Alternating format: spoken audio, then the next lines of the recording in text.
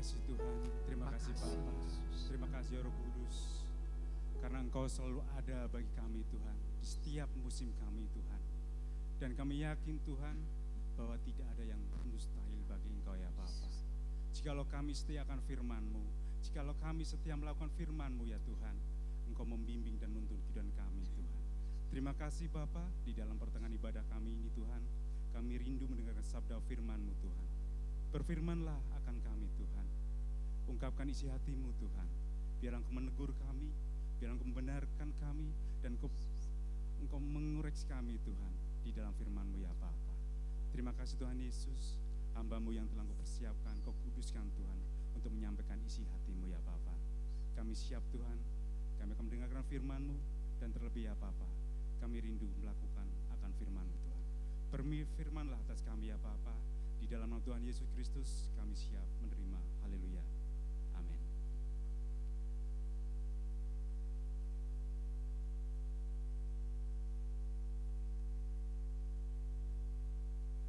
Haleluya. Haleluya. Puji Tuhan. Selamat pagi, saudara yang kasih Tuhan. Sebagaimana yang saya katakan minggu lalu, bahwa kita akan lanjut tentang apa yang kita pelajari, yaitu jika engkau mendengarkan suara Tuhan pada hari ini, jangan kau keraskan hatimu.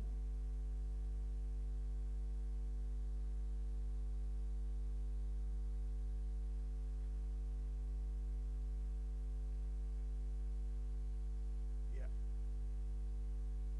minggu lalu kita sudah dengar bahwa apa yang dikatakan dalam surat kepada orang Ibrani pasalnya yang keempat, yaitu hari perhentian, hari yang ketujuh, hari perhentian. Nah, secara jelas saudaraku, kita lihat dan di monitor saya sudah keluar. Ya,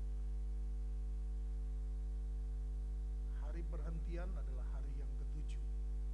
Saya katakan bahwa hari yang ketujuh itu yang dikatakan dalam surat kepada orang Ibrani pasal yang keempat adalah hari perhentian. Karena dalam pasal yang ketiga dikatakan bahwa kepada mereka bangsa Israel, mereka tidak masuk ke dalam hari perhentian karena mereka keras kepala dan tegar tengkuk. Kita tahu semua bahwa Alkitab mengatakan bahwa ada minggu kejadian atau minggu penciptaan dan ada minggu penebusan. Hari yang ke-6 Allah menjadikan manusia, dan hari yang ke-7 dalam kitab Kejadian pasal 2 dikatakan bahwa Allah tidak lagi bekerja dan Dia menguduskan dan memberkati hari yang ke-7. Dia memberkati dan menguduskan hari yang ke-7. Dan setelah Dia memberkati, saudaraku, sesungguhnya Dia ingin menikmati persekutuan dengan apa yang diciptakannya di hari yang ke-6, yaitu manusia. Tetapi kita tahu semua bahwa pada hari yang ke-10 mereka jatuh ke dalam dosa. Dikatakan di sini bahwa jelas nih, bahwa waktu buat manusia itu mulai dihitung. Waktu bagi iblis di sini ketika iblis jatuh, dijatuhkan dari surga, dan kekekalan saudaraku tidak lagi ada.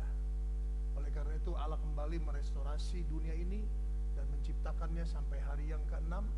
Dan pada hari yang ke-7 sekali lagi Allah memberkati hari yang ke-7 ini, dan Allah menguduskannya karena Dia ingin menikmati berkat bersama dengan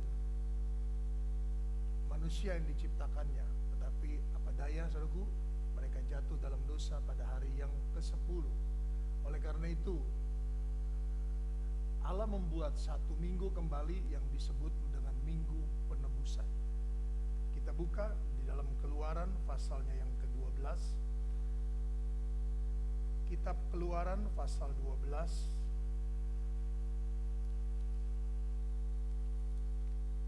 baca mulai ayatnya yang pertama.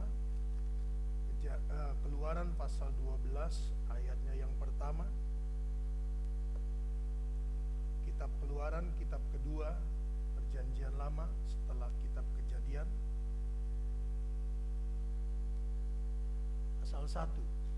Berfirmanlah Tuhan kepada Musa dan Harun di tanah Mesir, bulan inilah akan menjadi permulaan segala bulan bagimu. Itu akan menjadi bulan pertama bagimu tiap-tiap tahun. Katakanlah kepada segenap jemaah Israel, pada tanggal 10 bulan ini diambillah oleh masing-masing seekor anak domba, menurut kaum keluarga seekor anak domba untuk tiap-tiap rumah tangga. Tetapi jika rumah tangga itu terlalu kecil jumlahnya untuk mengambil seekor anak domba, maka ia bersama-sama dengan tetangganya yang terdekat ke rumahnya haruslah mengambil seekor menurut jumlah jiwa. Tentang anak domba itu kamu buatlah perkiraan menurut keperluan tiap-tiap orang. Anak dombamu itu harus jantan, tidak bercela, berumur setahun. Kamu boleh ambil domba atau kambing. Kamu harus mengurungnya sampai hari yang ke-14 bulan ini. Lalu seluruh jemaah Israel yang berkumpul harus menyembelihnya pada waktu senja. Pada tanggal yang ke-10 Allah mempersiapkan saudaraku domba. Pada hari yang ke-10, pada tanggal yang ke-10.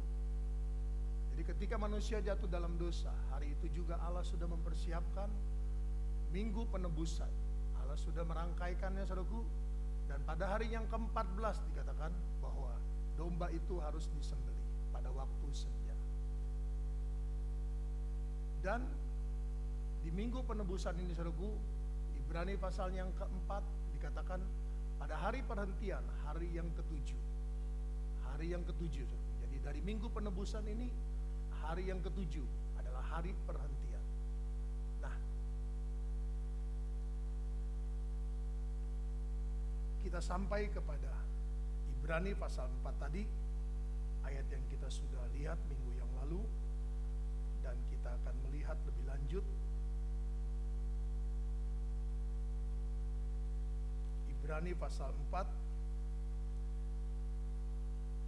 kita baca mulai ayatnya yang pertama. Ibrani pasal 4 ayatnya yang pertama.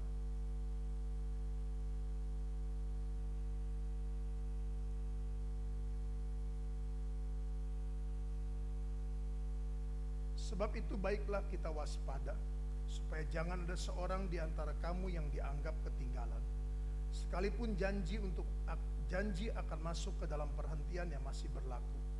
Karena kepada kita diberitakan juga kabar kesukaan sama seperti kepada mereka. Tetapi firman pemberitaan itu tidak berguna bagi mereka, karena tidak bertumbuh bersama-sama oleh iman dengan mereka yang mendengarnya.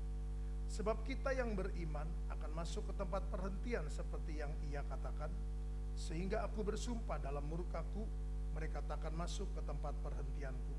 Sekalipun pekerjaannya sudah selesai sejak dunia dijadikan. Sebab tentang hari ke-7 pernah dikatakan dalam suatu nas, dan Allah berhenti pada hari ke-7 dari segala pekerjaannya. Dan dalam nas itu kita baca, mereka takkan masuk ke tempat perhentianku. Jadi sudah jelas bahwa ada sejumlah orang akan masuk ke tempat perhentian itu, sedangkan mereka yang kepadanya lebih dahulu diberitakan kabar kesukaan itu tidak masuk karena ketidaktaatan mereka. Sebab itu ia menetapkan pula suatu hari, yaitu hari ini, ketika ia setelah sekian lama berfirman dengan perantaran Daud, seperti dikatakan di atas, pada hari ini jika kamu mendengar suaranya, janganlah keraskan hatimu. Sampai di situ. Sungguh Tuhan.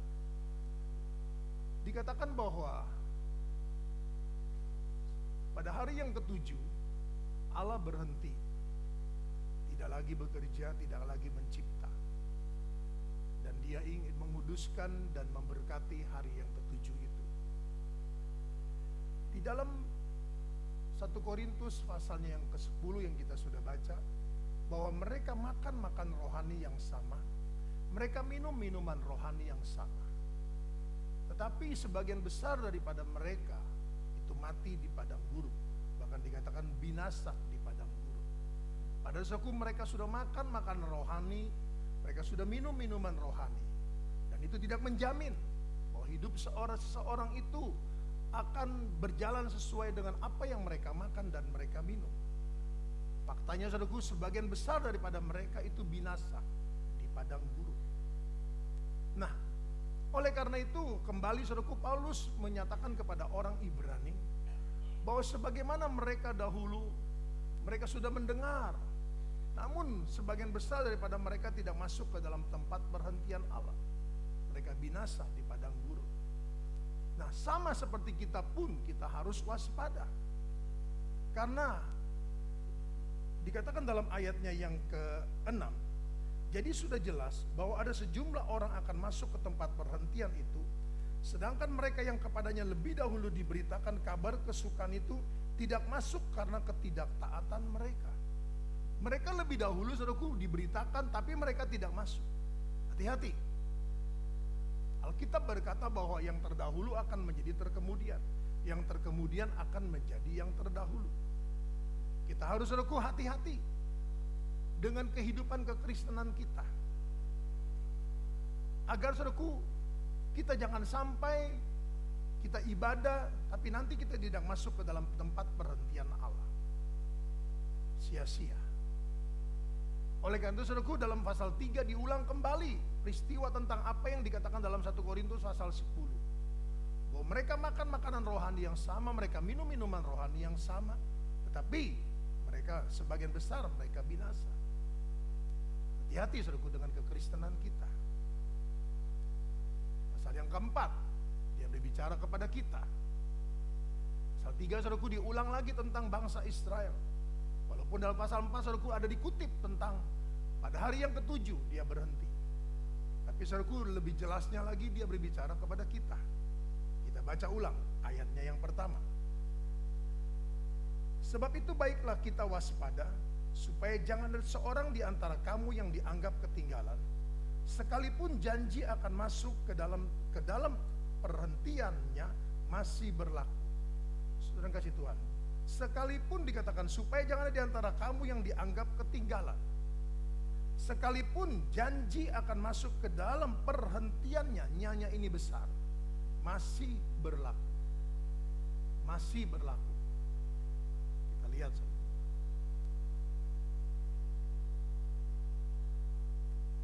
Ya. Jadi ada dua kata di sana yang perlu kita perhatikan. Yang pertama adalah supaya jangan ada di antara kamu yang dianggap ketinggalan. Dan yang kedua dikatakan sekalipun janji akan masuk ke dalam perhentiannya masih berlaku. Masih berlaku. Nah, kita lihat sekarang bahwa ayat 1 dengan jelas dikatakan supaya jangan ada di antara kamu yang dianggap ketinggalan. Sekalipun janji akan masuk ke dalam perhentiannya masih berlaku. Masih berlaku. Saudara kasih Tuhan, kita tahu semua bahwa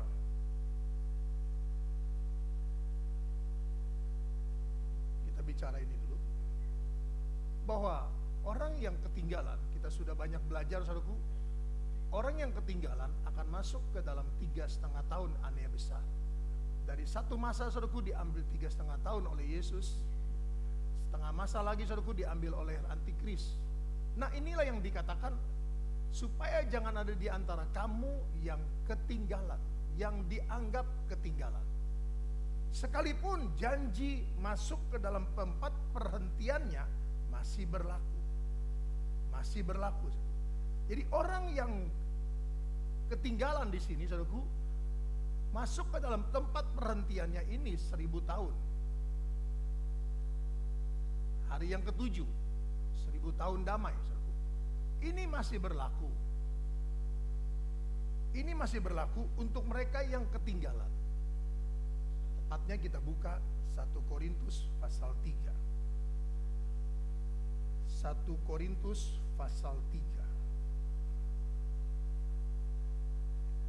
Saudara beri tanda dalam Ibrani pasal 4 tadi. Kita masuk ke dalam 1 Korintus pasal 3. Kita baca ayatnya yang ke-10. 1 Korintus pasal 3 ayatnya yang ke-10. Sesuai dengan kasih karunia Allah yang dianugerahkan kepadaku, aku sebagai seorang ahli bangunan yang cakap telah meletakkan dasar, dan orang lain membangun terus di atasnya. Tetapi tiap-tiap orang harus memperhatikan bagaimana ia harus membangun di atasnya. Karena tidak ada seorang pun yang dapat meletakkan dasar lain daripada dasar yang telah diletakkan, itu Yesus Kristus. Entahkah orang membangun di atas dasar ini dengan emas, perak, batu permata, kayu, rumput kering, atau jerami, sekali kelak pekerjaan masing-masing orang akan nampak. Karena hari Tuhan akan menyatakannya, sebab ia akan nampak dengan api, dan bagaimana pekerjaan masing-masing orang akan diuji oleh api itu. Jika pekerjaan yang dibangun seseorang tahan uji, ia akan mendapat upah. Ayat 15, perhatikan. Jika pekerjaannya terbakar, ia akan menderita kerugian, tetapi ia sendiri akan diselamatkan, tetapi seperti dari dalam api. Baru ayat 16. Tidak tahukah kamu bahwa tubuhmu adalah bait Allah, bahwa kamu adalah bait Allah, bahwa Roh Allah diam di dalam kamu. Dan kasih Tuhan, Ibrani pasal 4 mengatakan bahwa supaya jangan ada di antara kamu yang dianggap ketinggalan. Peristiwa itu saudaraku belum terjadi. 3,5 tahun ini belum terjadi. Jadi kalau ada engkau dianggap ketinggalan, hari ini Tuhan berbicara, buka hatimu agar engkau masuk ke dalam tempat perhentian. Jangan sampai engkau tidak masuk ke dalam tempat perhentian. Tetapi kita juga tidak boleh saudaraku mengabaikan tentang ketinggalan itu. Tentang ketinggalan itu. 1 Korintus pasal 3 dengan jelas mengatakan bahwa ketika pekerjaannya itu terbakar, maka dikatakan dia akan menderita kerugian. Semua jerih lelahnya sia-sia. Semua saudaraku ibadahnya sia-sia. Semua pelayanannya sia-sia. Tetapi dikatakan puji Tuhan, ia sendiri akan diselamatkan, tetapi seperti dari dalam api. Kenapa saudaraku seperti dalam api? Karena dia akan mengalami 3,5 tahun aniaya besar. Rugi, saudaraku. Hilang segala sesuatunya.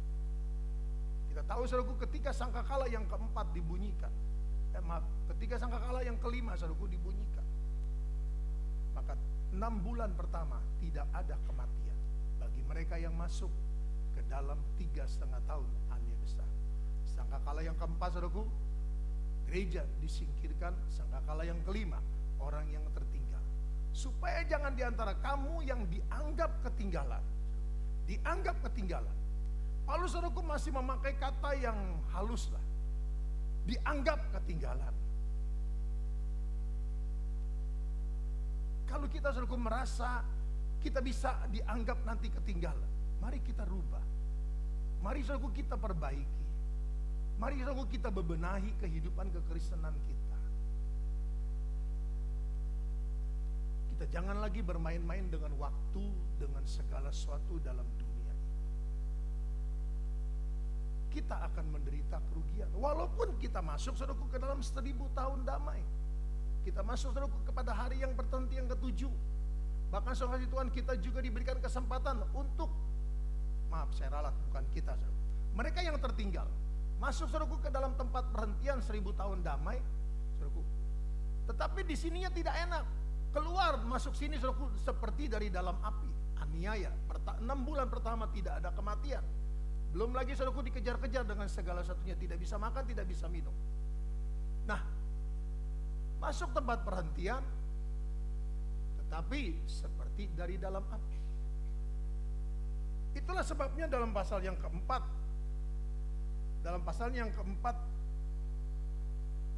Paulus menuliskan supaya jangan ada di antara kamu yang dianggap ketinggalan. Kenapa? Karena belum terjadi. Masih saudaraku menuju ke sana. Gereja masih menuju ke sini saudaraku. Setelah itu baru kedatangan Tuhan yang kedua kali dan masuk ke dalam 1000 tahun damai.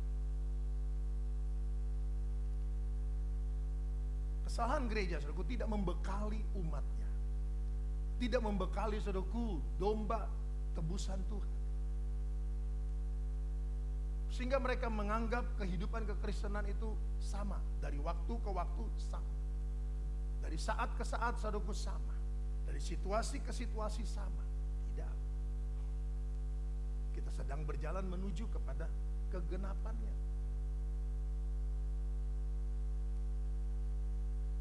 Kegenapannya. Nah, yang kedua dikatakan dalam ayatnya Ibrani pasal yang keempat, ayatnya yang ke-3, sebab kita yang beriman akan masuk ke tempat perhentiannya, seperti yang ia katakan, sehingga aku bersumpah dalam murkaku, mereka takkan masuk ke tempat perhentianku. Nah, saudara Tuhan, yang gagal, gatot kalau dikatakan, gagal total saudaraku, adalah mereka tidak masuk ke dalam tempat perhentian ini. Nah, kalau mereka tidak masuk ke dalam tempat perhentian ini saudaraku, berarti mereka tidak bangkit pada hari yang pertama, pada hari saudaraku kebangkitan yang pertama. Tidak masuk ke dalam tempat kebangkitan yang pertama, saudaraku. Karena tidak ada di sini. Kalau orang saudaraku nanti pada waktu kedatangan Tuhan yang pertama, saudaraku, orang-orang yang mati dalam Tuhan akan bangkit, dan orang yang disingkirkan akan diubah dengan sekejap dengan tubuh kemuliaan. Saudara kasih Tuhan, tidak didapatkan di sini dalam dua ini, saudaraku. Mereka masuk sini, mereka masih menikmati ini. Tetapi saudaraku, kalau mereka tidak bangkit pada hari setelah 1000 tahun damai, berarti saudaraku mereka tidak masuk ke dalam perhentian Allah. Tidak masuk ke dalam perhentian Allah. Kita baca dalam kitab Wahyu.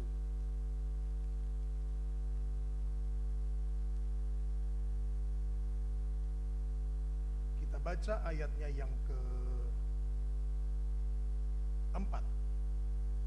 Wahyu pasal 20. Wahyu pasal 20 ayatnya yang ke-4. Lalu aku melihat tata-tata dan orang-orang yang duduk di atasnya. Kepada mereka diserahkan kuasa untuk menghakimi.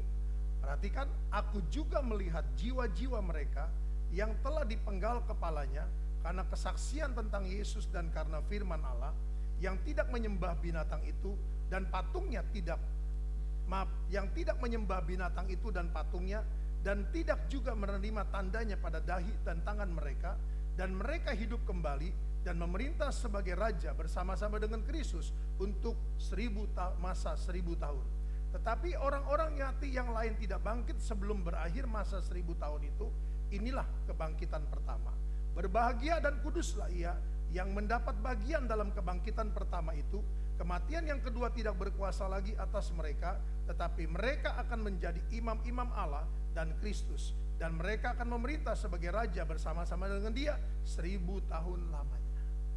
Nah, orang yang tidak bangkit di sini, saudaraku, dia akan bangkit di sini untuk menerima penghukuman. Yang bangkit di sini, saudaraku, akan memerintah 1000 tahun damai, termasuk yang ketinggalan hanya 1000 tahun damai.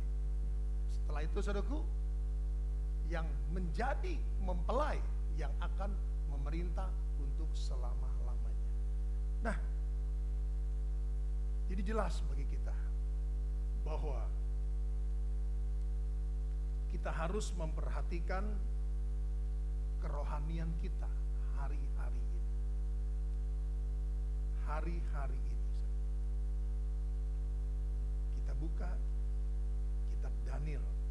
Minggu lalu kita sudah baca tentang Raja Belsyazar yang ditimbang oleh Allah dan didapati terlalu ringan. Walaupun ayat 22 berkata bahwa dia tahu apa yang dilakukan Allah kepada ayahnya, terhadap ayahnya, Raja Nebukadnezar. Kita baca ayat 22.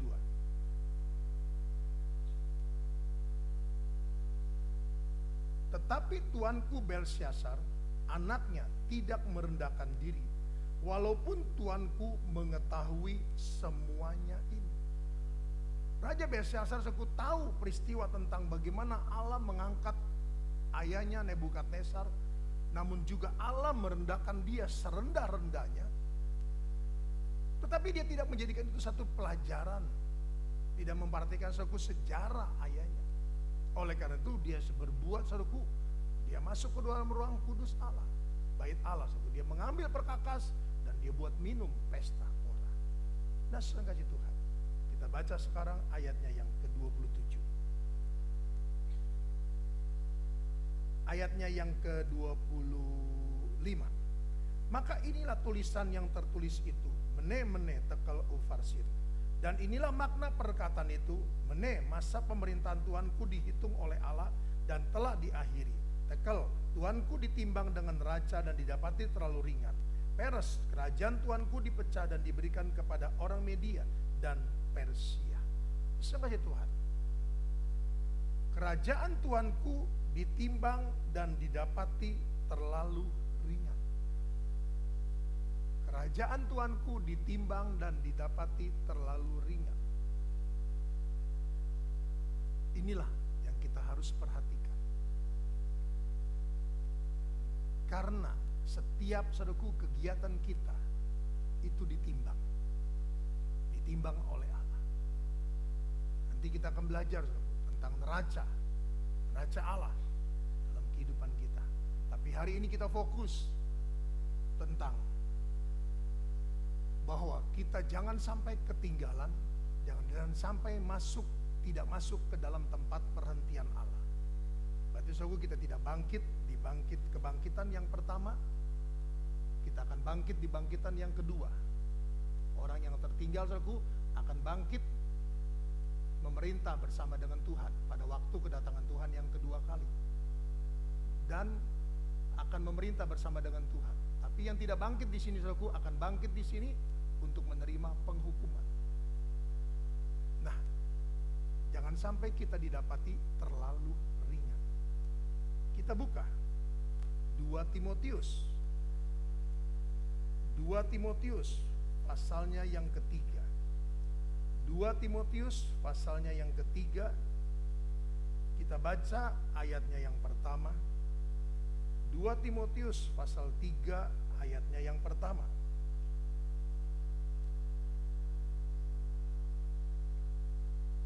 Ketahuilah bahwa pada hari-hari terakhir akan datang masa yang sukar. Manusia akan mencintai dirinya sendiri dan menjadi hamba uang. Mereka akan membual dan menyombongkan diri. Mereka akan menjadi pemfitnah. Mereka akan berontak terhadap orang tua dan tidak tahu berterima kasih. Tidak memperdulikan agama, tidak tahu mengasihi, tidak mau berdamai, suka menjelekkan orang, tidak dapat mengekang diri, garang, tidak suka yang baik, suka mengkhianat, tidak berpikir panjang, berlagak tahu, lebih menuruti hawa nafsu daripada menuruti Allah. Ayat 5, perhatikan. Secara lahiriah mereka menjalankan ibadah mereka, tetapi pada hakikatnya mereka memungkiri kekuatannya. Jauhilah mereka itu. Nah, saudara kasih Tuhan, pada masa hari-hari terakhir,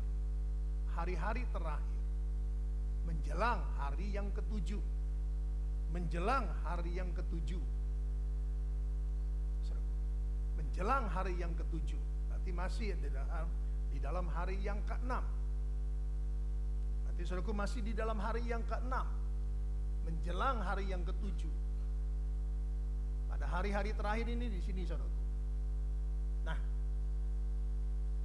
pada hari-hari terakhir akan datang masa yang sukar. Sukar apa saudaraku? Sukar mendidik orang Kristen. Sukar untuk melengkapi orang Kristen.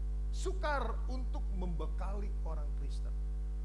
Ayat 5 berkata dengan jelas, secara lahiriah mereka beribadah, tetapi pada hakikatnya mereka memungkiri kuasa ibadah itu, kekuatan ibadah itu. Lahiriah, ibadah hanya lahiriah. Maka apa yang dihasilkan? Ayat 2 sampai ayatnya yang ke-4.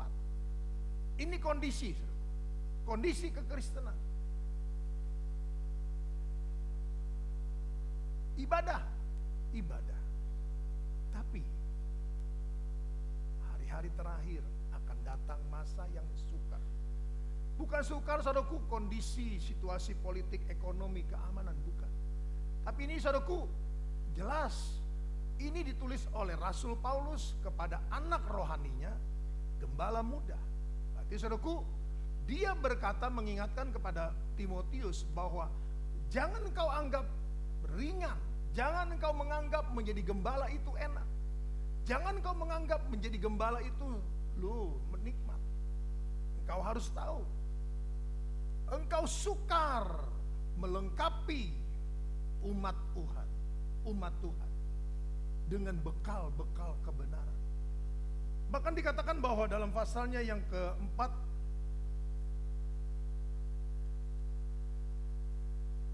dikatakan dalam pasalnya yang keempat, 2 Timotius pasal 4 ayat 1, di hadapan Allah dan Kristus Yesus yang akan menghakimi orang yang hidup dan yang mati, aku berpesan dengan sungguh-sungguh kepadamu demi penyataannya dan demi kerajaannya, beritakanlah firman, siap sedialah baik atau tidak baik waktunya, nyatakanlah apa yang salah, tegurlah dan nasihatilah dengan segala kesabaran dan pengajaran.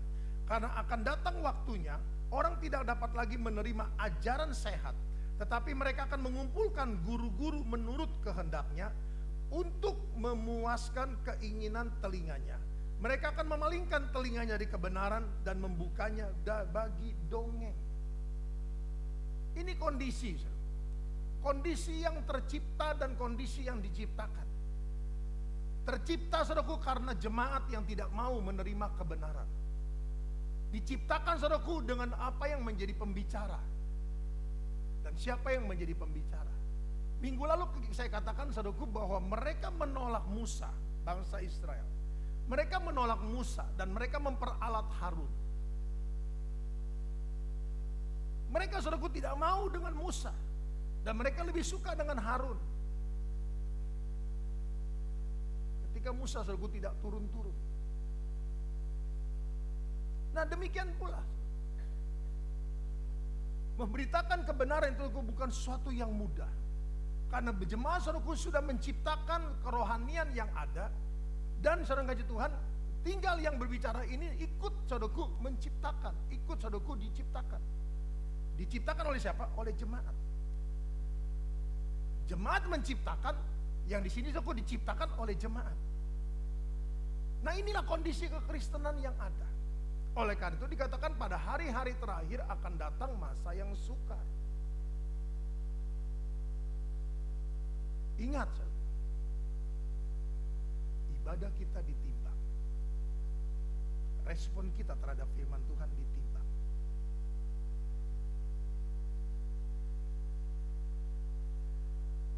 Kehidupan kita dengan firman Allah ditimbang.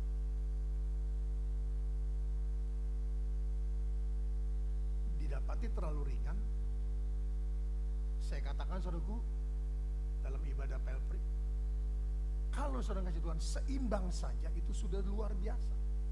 Dengan kondisi kekristenan seperti sekarang ini, seimbang saja sudah luar biasa, saya katakan. Kenapa?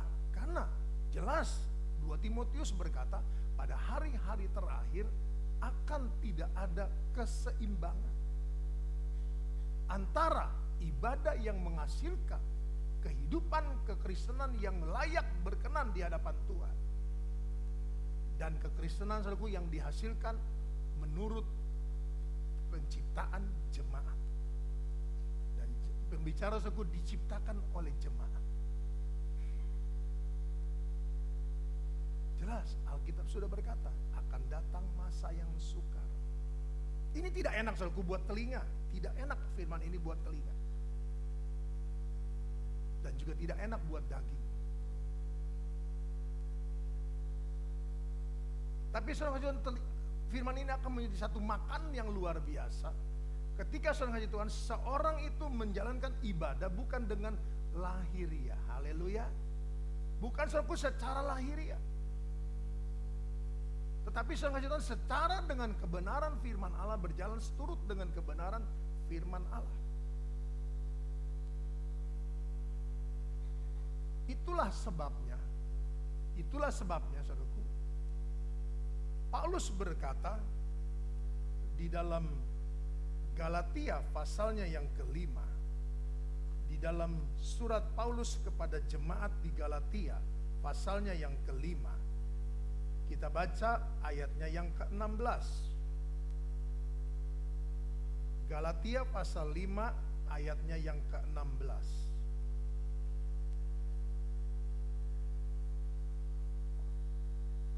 Maksudku ialah, hiduplah oleh roh, maka kamu tidak akan menuruti keinginan daging. Sebab keinginan daging berlawanan dengan keinginan roh, dan keinginan roh berlawanan dengan keinginan daging. Karena keduanya bertentangan, sehingga kamu setiap kali tidak melakukan apa yang kamu kehendaki. Akan tetapi jikalau kamu memberi dirimu dipimpin oleh roh, maka kamu tidak hidup di bawah hukum Taurat. Perbuatan daging telah nyata, yaitu percabulan, kecemaran, hawa nafsu, penyembahan berhala, sihir, perseteruan, perselisihan, iri hati, amarah, kepentingan diri sendiri, percideraan, roh pemecah, kedengkian, kemabukan, pesta pora, dan sebagainya. Terhadap semuanya itu kuperingatkan kamu, seperti yang telah kubuat dahulu, bahwa barang siapa melakukan hal-hal yang demikian, ia tidak akan mendapat bagian dalam kerajaan Allah. Tetapi buah roh ialah kasih, sukacita, damai sejahtera, kesabaran, kemurahan, kebaikan, kesetiaan, kelemah lembutan, penguasaan diri. Tidak ada hukum yang menentang hal-hal itu. Nah, kalau kepada orang Ibrani, Paulus saudaraku menuliskan tentang pada hari-hari terakhir akan datang masa yang sukar. Karena dia berbicara kepada Timotius, mengingatkan, melengkapi Timotius sebagai seorang gembala dan hamba Tuhan, bahwa tidak mudah untuk mendidik, menjadikan jemaat itu seturut dengan apa yang Tuhan inginkan. Nah, kepada jemaat di Galatia, saudaraku, jemaat di Galatia kita tahu saudara Tuhan bahwa setelah ditinggalkannya Paulus, maka saudara Tuhan, mereka yang sudah hidup saudara Tuhan di dalam kebenaran Injil, dengan roh yang memimpin saudaraku, mereka itu kembali karena adanya oknum-oknum saudaraku, hamba-hamba Tuhan yang masuk dan mengubah mereka, sehingga saudaraku mereka tidak lagi berjalan seturut dengan firman Allah. Kita bisa baca saudaraku dalam Galatia pasalnya yang pertama, ayatnya yang ke-6. Galatia pasalnya yang pertama, ayatnya yang ke-6. Aku heran bahwa kamu begitu lekas berbalik daripada dia, D-nya besar, yang oleh kasih karunia Kristus telah memanggil kamu dan mengikuti suatu Injil lain, yang sebenarnya bukan Injil. Hanya ada orang yang mengacaukan kamu dan yang bermaksud untuk memutarbalikan Injil Kristus. Tetapi sekalipun kami atau seorang malaikat dari sorga yang memberitakan kepada kamu suatu Injil yang berbeda dengan Injil yang telah kami beritakan kepadamu, terkutuklah dia. Seperti yang telah kami katakan dahulu, sekarang kukatakan sekali lagi, jikalau ada orang yang memberitakan kepadamu suatu Injil yang berbeda dengan apa yang telah kamu terima, terkutuklah dia. Ayat 10, jadi bagaimana sekarang? Adakah ku cari kesukaan manusia atau kesukaan Allah? Adakah ku coba berkenan kepada manusia? Sekiranya aku masih mau mencoba berkenan kepada manusia, maka aku bukanlah hamba Kristus. Kalau ada sampai orang yang memberitakan Injil lain yang dikatakan Paulus bukan Injil Kristus, terkutuklah dia. Kalau aku mencari perkenanan kepada manusia, aku bukan hamba Kristus. Saudara kasih Tuhan, semeninggalnya Paulus meninggalkan suatu jemaat di Galatia, masuklah aliran Yudaisme.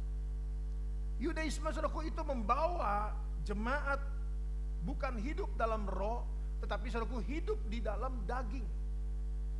Kenapa? Karena saudara kasih Tuhan, mereka mengembalikan Taurat. Mereka saudaraku mengembalikan jemaat di Galatia kepada Taurat. Kalau dosa, korban. Dosa, korban. Dosa, korban. Melalui hamba Tuhan, Yudaisme. Dikatakan kalau aku mencari perkenanan kepada manusia, aku bukanlah hamba Kristus. Kalau sampai aku terus berlaku seperti itu, aku bukan hamba Kristus. Oleh karena itu dikatakan kalau orang yang membawa kamu kepada Injil yang lain, terkutuklah dia. Baik dikatakan, saya baca ulang saudaraku dalam Galatia pasal tadi 1 tadi.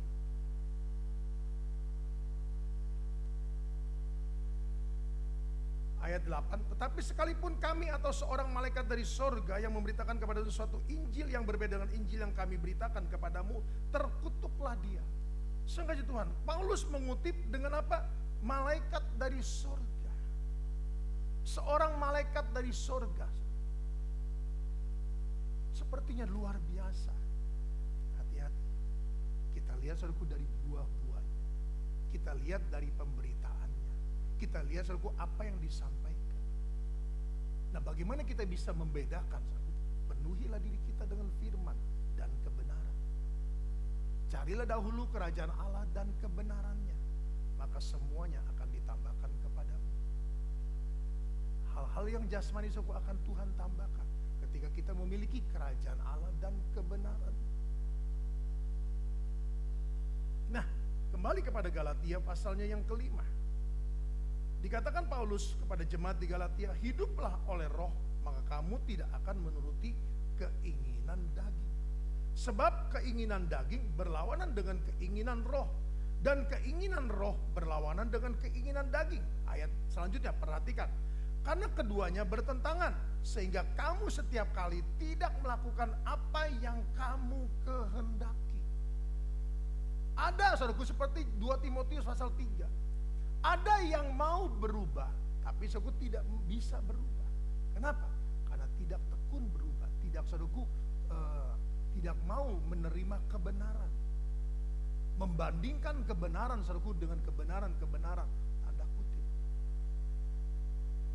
Nah, kita baca sekarang ayatnya yang ke-19.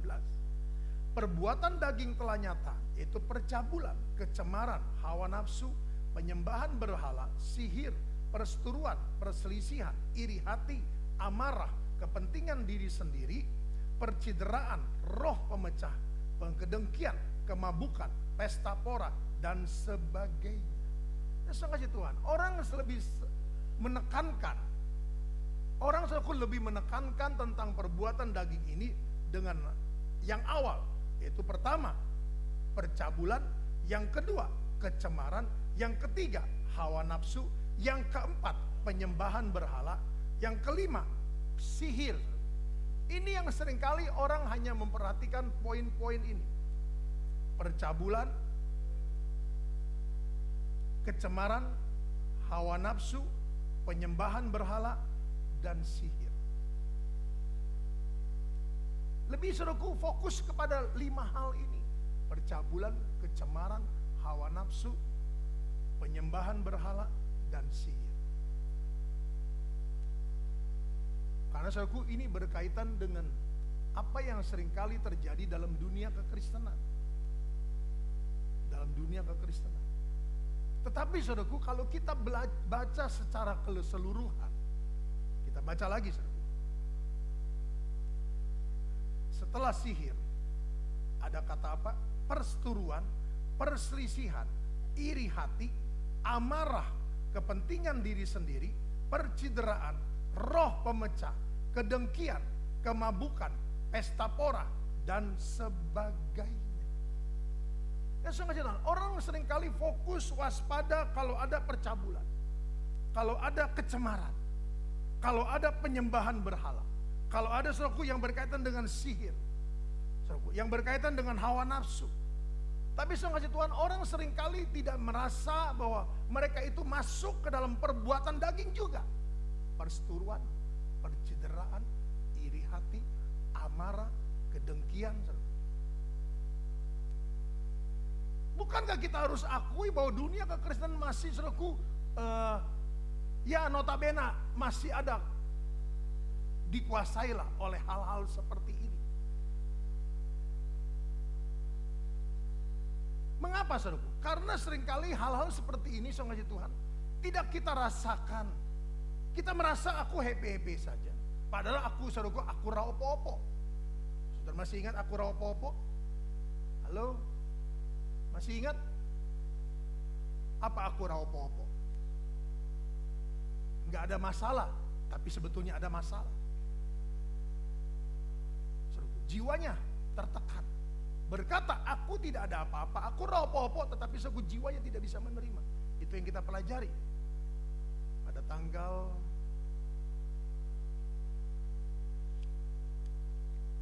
4 Desember, saya mengutip saudaraku perkataan tentang Antasari Ashar yang berkata, aku ikhlas. Perbedaan ikhlas saudaraku dengan aku rapopo. Ikhlas saudaraku dari dalam, benar-benar rela. Aku rapopo, mulutnya aku rapopo, tapi dalamnya saudaraku. Kalau percabulan jelas-jelas aku tolak. Kecemaran aku tolak. Hawa nafsu aku tolak. Penyembahan berhala aku tolak. Sihir aku tolak. Tapi seringkali kita berkata aku rapopo. Dalam kita saudaraku ada perseteruan, ada iri hati, ada kedengkian, ada amarah, ada roh pemecah. Kita berkata aku rapopo, tapi saudaraku dalam diri kita banyak sekali. Nah, ini Paulus mengkategorikan sebagai perbuatan daging. Ini Paulus katakan sebagai perbuatan daging.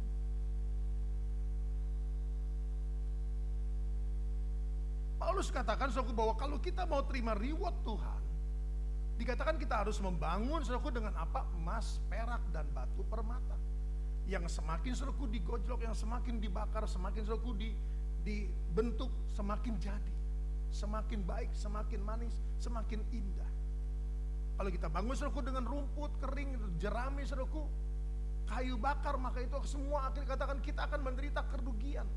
Itulah sebabnya Paulus katakan dalam Ibrani pasal yang ke-6, jangan ada di antara kamu yang dianggap ketinggalan. Karena apa? Karena peristiwa ketinggalan itu saudaraku belum terjadi. Nah, ini dia nih. Belum terjadi saudaraku. Ini belum terjadi. Oleh karena itu kalau engkau dianggap ketinggalan, kalau engkau menganggap dirimu bisa sampai ketinggalan, maka dikatakan mari. Kalau hari ini engkau mendengarkan suara Tuhan, buka hatimu, jangan keraskan hatimu. Karena apa? Karena ini masih belum terjadi. Masih bisa saudaraku kita kejar. Kita sedang kasih Tuhan, mari kita seluruhnya saudaraku. Baik segala percabulan, kecemaran, hawa nafsu, saudaraku, penyembahan berhala, sihir.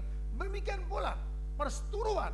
Mari kita saudaraku tinggalkan itu semua. Singkirkan itu semua dalam nama Yesus. Ada lagi saudara Tuhan, selain perseteruan, perselisihan, iri hati, amarah, kepentingan diri sendiri, pencideraan, roh pemecah, kedengkian, kemabukan, pesta pora, dan sebagainya.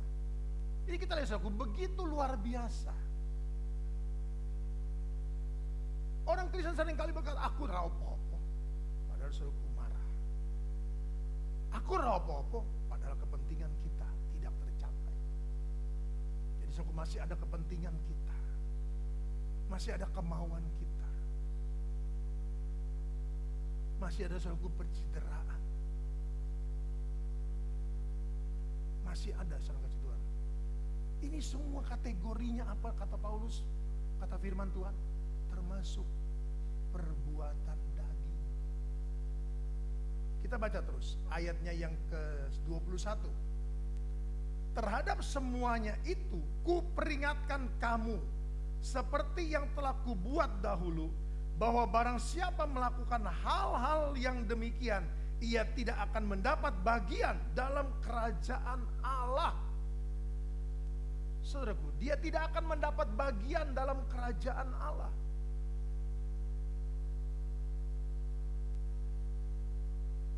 Tidak akan mendapat bagian dalam kerajaan Allah. Dia tidak masuk ke dalam tempat perhentian hari yang ke-7. Kalau ketinggalan saudaraku masih mending, masih bisa masuk ke sini. Kalau tidak masuk sini dikatakan tidak mendapat dalam bagian dalam kerajaan Allah. Berarti saudaraku kebangkitan yang kedua dialami.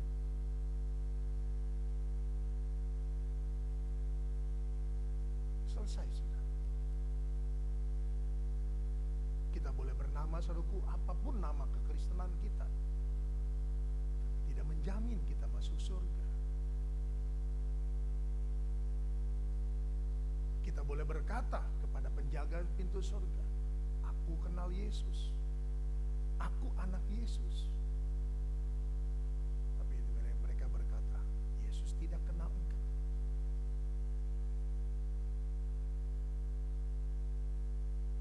Setelah peristiwa perkawinan di Kana, banyak orang saudaraku yang mengikuti Yesus. Banyak orang menyatakan diri percaya kepada Yesus.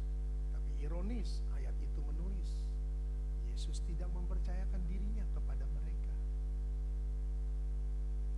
Pernahkah kita berpikir? Maaf, pernahkah kita berpikir? Kita berkata kita anak Tuhan. Kita berkata kita orang Kristen.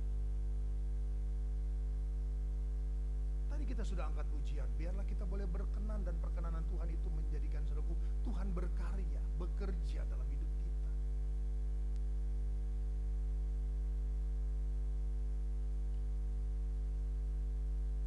Ayat 24. Ayat 24. Maaf, saya baca ayat 22.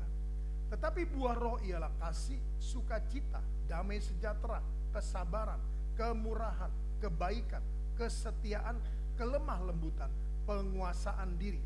Perhatikan, tidak ada hukum yang menentang hal-hal itu. Halo? Amin? Tidak ada hukum yang menentang saudaraku buah roh. Tidak ada hukum. Hukum dunia pun tidak akan menentang. Hukum Tuhan apalagi tidak akan menentang. Oleh karena itu, dia berkata dalam ayat yang ke-24, barang siapa menjadi milik Kristus Yesus, ia telah menyalibkan daging dengan segala hawa nafsu dan keinginannya. Jikalau kita hidup oleh roh, baiklah hidup kita juga dipimpin oleh roh. Dan ayat 26 perhatikan, janganlah kita gila hormat. Janganlah kita saling menantang dan saling mendengki.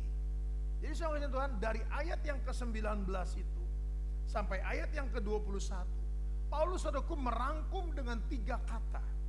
1 dikatakan jangan gila hormat, 2 jangan saling menantang, dan 3 jangan saling mendengki.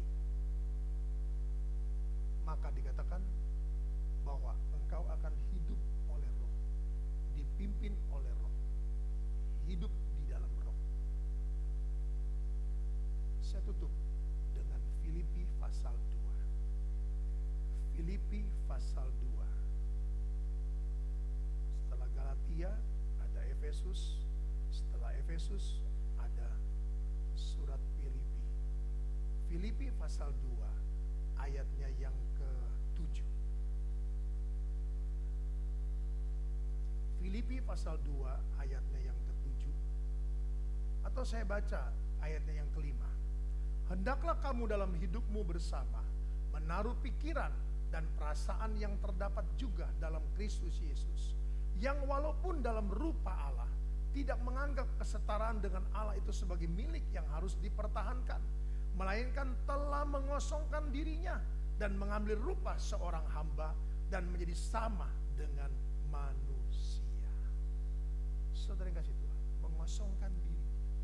Jangan sampai kita gila hormat, saling menantang, saling mendengki. Bagaimana so kita bisa melakukan itu? Kosongkan diri kita dari segala hawa nafsu, dari segala perbuatan daging, dari segala saudaraku perasaan-perasaan, pencitraan, saudaraku perseteruan, roh pemecah dan sebagainya. Mari saudara Tuhan, kita kosongkan diri kita. Biarlah kita diisi seperti saudaraku dalam Yohanes pasal 2, bawa bejana 6 tempayan, 6 angka manusia, bawa dan penuhi mereka dengan air. Maka saudara Tuhan, apa yang terjadi? Kebahagiaan ada di dalam perkawinan itu, sukacita ada di dalam perkawinan itu. Mempelai tidak dipermalukan, pemimpin pesta tidak dipermalukan, panitia tidak dipermalukan. Kenapa? Karena saudaraku masing-masing membawa dirinya. Demikian pula saudara, kehidupan kekristenan kita. Apabila kita bawa kepada Tuhan, kemanusiaan, angka 6, angka manusia kita saudaraku. Angka manusia kita bawa kepada Tuhan. Kita kosongkan diri kita saudaraku. agar dia mengisi kita dengan air dan firman. Haleluya. Agar dia mengisi kita saudaraku dengan air dan roh. Kosongkan diri kita. Kalau kita tidak mau mengosongkan diri kita, dan kalau kita saudaraku tetap ada dalam kondisi perseteruan, pencitraan, saudaraku amarah, dengki dan sebagainya, dia tidak bisa masuk. Kita harus kosongkan dulu diri kita. Kosongkan. Tidak mudah memang. Karena dikatakan perbuatan daging telah nyata. Telah nyata. Buah roh saudaraku baru akan bekerja. Ketika perbuatan daging ini saudaraku kita keluarkan, kita kosongkan. Firman dan roh saudaraku tidak bisa bekerja dalam hidup kita apabila hidup kita masih penuh dengan perbuatan daging. Oleh karena itu mari saudara, biarlah hari ini kita boleh membuka hati kita untuk kita saudaraku berjalan, kita bertumbuh lebih baik lagi. Seperti yang dikatakan dalam 2 Timotius pasal yang ketiga, bahwa iman yang diterima oleh Timotius karena dari neneknya sampai kepada ibunya